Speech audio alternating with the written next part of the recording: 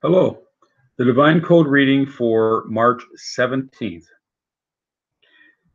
pages 567 and 568. We are in the chapter, The Prohibition of Theft. Topic number 3. A Gentile who forcibly takes another person's money commits robbery and is guilty of a capital sin. The same principles apply for robbery of movable items. See Muri on Tractate Sanhedrin, page 57. Who is one that forcibly takes money? This is one who takes the victim's money by physical threat or blackmail, saying that if it will not be given to him, then he will kill the victim or inflict harm in another manner, physically or by embarrassment, etc. Even though the victim then gives the robber or blackmailer the money by his own consent because of the threatened harm, this is outright robbery. See Rashi on Tractate Bava Kama 67a, who translates anas with extorter, which is also written by Rambam in Laws of Stealing 10.5. The term force used here in our context is meant in reference to armed robbers and the like, who take from the victim by threats of harm. But as for one who extorts money or belongings, it has been explained earlier in footnote 1 that he is not liable to capital punishment. Therefore, we cite Muri's exclamation in Bava Kama 67a, where he translates anas as referring to armed robbers.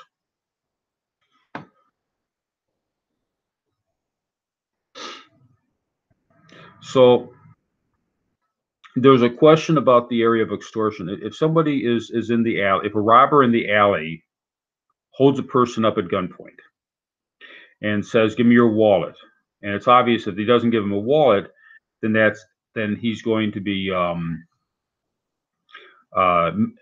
harmed by the gun, shot, killed, whatever. Then the person gives him the wallet, even though he's given them the wallet. He is giving over the wallet. It doesn't mean the person can say, "Well, he gave me the wallet." He can't say that because it was a robbed armory. It was something that was used by physical threat, and that's what's being referred to as robbery. And in the case of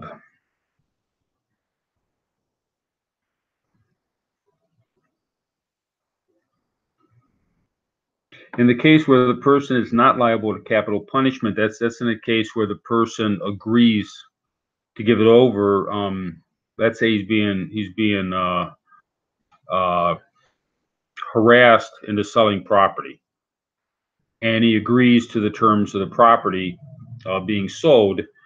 That would not necessarily be a capital punishment. That's a different type of extortion. That's a different type of harassment than where the person is taking something under threat. It's different. If the person is being reimbursed for it, then it would not be a capital crime. Although it might be possible to say, it might be possible to nullify the transaction at a later time, and that will be discussed in a further chapter.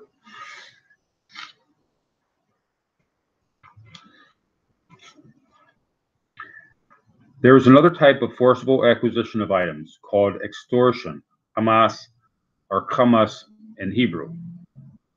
This occurs when one forces his victim to sell him an object. This concept of extortion also applies to someone who is forced to exchange his money or to take a loan upon interest. See Chapter 6. It is also extortion of a person A, pressures person B, to sell an item to a third party who might or might not know that the sale is being forced.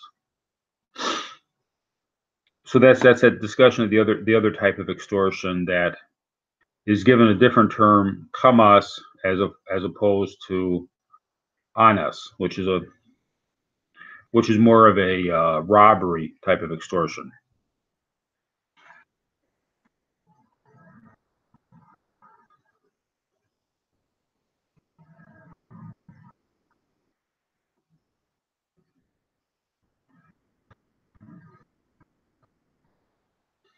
Even if it's done at the correct value.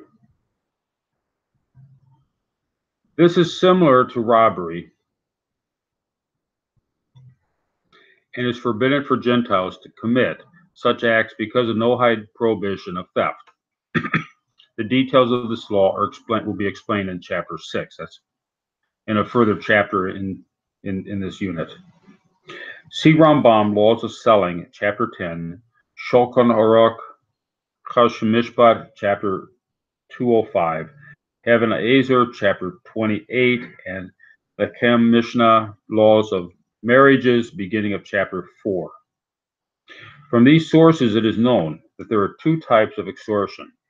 The first type, person A pressures person B to sell him an item until B consents to do so. B's consent, although given under duress, makes the item acquired by the buyer, A, who is the extorter. Such action is forbidden under the prohibition of coveting. And there's some debate as to whether or not non-Jews are permitted to covet, and the Divine Code, from what I understand, says that we're not permitted. That coveting means more than desiring something. It means actually taking action towards acquiring the item that a person desires. And that's close enough to stealing that it would be prohibited by logical means, by intellectual reasoning. The other type of extortion the second type, the extorter forcibly grabs an item but leaves due payment. The second act is clearly theft, and the thief must return the item, since the owner never consented to the sale, even though the owner took the money that the thief left behind, because it was left without any choice in the matter. So somebody he really likes the garden gnome in somebody's in somebody's yard. And the first case, the person goes up to the owner and says, I really want that garden gnome, and keeps hassling the guy constantly. Finally, the guy just gives in because he's tired of being harassed about it, and he sells the garden gnome for $20, which is the fair market value. Okay, so in that case, it would be considered a valid sale. It's still wrong to do that. We shouldn't harass people like that. But it would be considered a fair sale. In the second type of extorter, the guy just walks into the yard, takes the garden gnome, tosses $20 on the front step of the house, yells inside, I just bought your garden gnome, and he walks off with it. In that case, it would not be considered a valid sale, and the extorter would be required to return the property. And courts of law might decide to have the first person, the person that harassed the person, also need to return it, but it would not be a Torah law obligation. It would be a court-ordered obligation. But the second one would be a Torah law obligation, that the extorter would be required to return the garden gnome and take back his $20.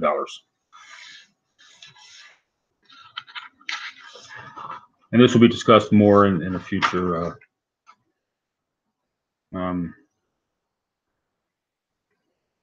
chapter in this unit. Topic number 4, or the beginning part of topic number 4. There is no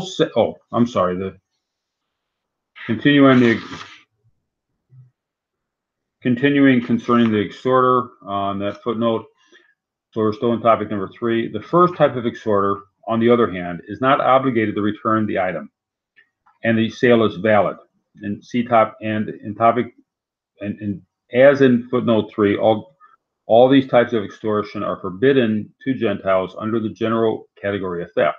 However, in regard to the first type of extortion, since the sale is valid, that is, the owner consented to the sale in the end, there is no liability to capital punishment for the extortion. In contrast, even though in the second case, the thief who grabbed the item and left the money to make a purchase, this still does not save him from the liability of committing theft. So the person who walks into the yard, picks up the garden gnome, puts $20 on the stoop on the front step of the house, yells in, "I just bought your garden gnome for $20." That person would still be considered a thief and would be liable in a no-hide court of law. Whereas the person that harassed the guy to sell his garden gnome, that would be not a liability. Although civil local courts can make rules concerning, to protect people from being harassed like that. That would be up to the local courts to decide how to do that. It appears that a source for the prohibition of extortion by Gentiles can be learned from the story of Nineveh. As explained briefly in the book of Jonah, after the children of Nineveh were warned, they returned all their extorted belongings. Tractate Tanet 16a explains that if there was a stolen board in the building of a house, they broke up the house to remove it and return the board. Muri on Tractate Tanat there explains that the reason why they could not simply pay the previous owner for the board is that it would still be tantamount to extortion of the second type, since the previous owner who they took it from never consented to having the item taken in the first place, even if he would be reimbursed for it later. Although it may be explained there, the people of Nineveh went beyond the letter of the law in their repentance. It can nevertheless be seen clearly that to forcibly take an item and then leave money for it is certainly forbidden. So this was what was happening in Nineveh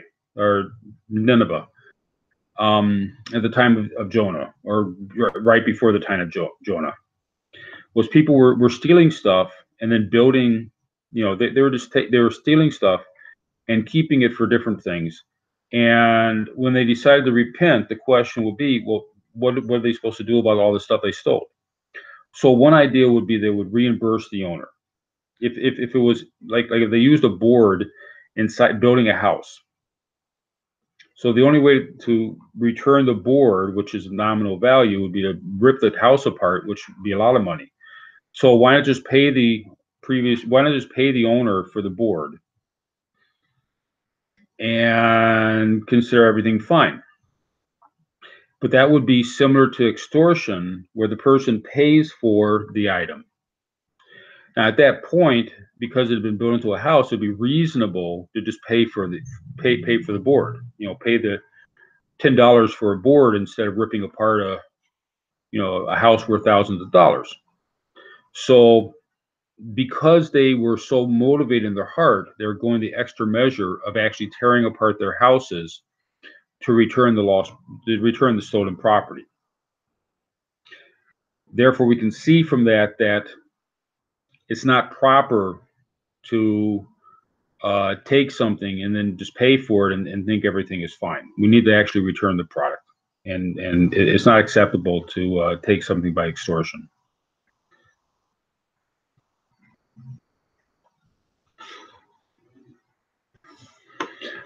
Okay, topic number 4, or at least the first part of topic number 4. There is no set minimum amount for the prohibition of theft. Even if a Gentile stole the smallest amount of money that a person would be concerned about, and that's the key question that a person will be concerned about is what would a person care about? And it's going to vary from person to person, society to society. So there's some judgment call that has to be made there. But the main thing is the person we care about. He is guilty of the capital sin of theft. Rambam Laws of Kings 9:9. The reason given for this in Tractate Sanhedrin 57a is that the victim of theft would not forgive the theft, But if it's such a small item that no one would mind, such as a sliver of wood, it is not considered to having any monetary value, and one who takes such an item without permission would be exempt from capital punishment. This is also written in Hamra Bahayat and Tractate Sanhedrin 59a. So this will be discussed more in tomorrow's. Tomorrow we'll do the most of topic number 4. In the Jewish law, there is what's called measurements, and the Jewish law is a lot more exacting in what's considered important. They're actually told. It's not up to guesswork as to whether or not someone's going to care if they take a sliver of wood. Now, if somebody took a sliver of wood off a crate that's going to be thrown away anyway or something, nobody's going to care. But if you take a sliver of wood off a mahogany desk, they might care. There's a good chance they'll care. So there's a lot of subjectiveness that in the Jewish law, it's all spelled out. It's not up to an individual's taste. But in the non-Jewish law, in the Gentile law, it's up to the individual. And what's up to the individual is what they care about. So when it says that the Gentiles are not forgiving, a Gentile may not care about a lot of stuff. They may not care if a person takes a sliver of wood. They may not care if a person takes a plank of wood. Or they might care if the person. So whatever threshold, and this is the important part. Whatever threshold the person cares about, that's the level that he's not forgiving. So when it says that Gentiles are not forgiving, that's because on the level that they care about, that's the same as saying they're not forgiving. If but also Gentiles can have levels that they care that they would be forgiving, and it might be a pruta, which is the threshold in the Jewish law. It might be more than a pruta, or it might be less, and it changes between societies. The courts of law have to factor in the societies, and they also have to factor in the individuals, and that's what it's meant by Gentiles do not have measurements. Jews have measurements. Gentiles do not have measurements that are required in Torah. This applies even if you stole less than the value of a pruta, in Hebrew tomb for the smallest coin in circulation, for example, a penny in the United States. In Torah law, even less than a pruta is considered significant in regard to theft by a Gentile. But for a Jew, a pruta is the smallest amount that is considered to be significant. One point of this rationale, see Rashba, Ritva, and Miromi Sadeh explained the opinion in Tosafot on Tractate Evron 62a is because the Gentile thief himself considers this to be the smallest amount he deliberately stole is significant. So if the person that's a thief considers a sliver of wood to be significant, he needs to pick his teeth. He would be willing to pay a dime for that sliver of wood. Therefore, to him, that's valuable. So that's the other aspect. Not only is it what the owner considers to be value, it's also what the thief considers to be of value. For example, somebody goes into a Dunkin' Donuts because they have a runny nose, and they take a napkin out of the dispenser, and they walk away and they don't buy anything. Now the napkin's there for customers, so the owner may or may not care. The owner may look at it and say, "Well, that's less than a penny. I don't care if the public comes in and people take napkins, because at least they're coming in the store and they get the smell of the donuts, and they'll come back later." Or he may care a lot. He sees people coming into the store taking napkins and walking out. He might actually start caring about those napkins. However, the person that's taking the napkin, the thief, he would consider that napkin to be very significant. For himself, he would be willing to pay money for that napkin because he has a runny nose and he needs a napkin. He'd be willing to pay for the napkin, but he doesn't want to wait in line, so he just takes the napkin and walks out. So that may or may not be considered the threshold of theft. From the perspective of the person that cares about it, it would be theft. If people don't care about it, then it would not be theft. So these are technical differences. In the Jewish law, it's simpler because it's all spelled out with measurements. But in the Noahide law, it requires a lot of question as to what is considered theft. It'll be discussed more, and we have more on topic number 4. Will be tomorrow's discussion, and it'll also be things that the local courts would have to sort out. Thank you.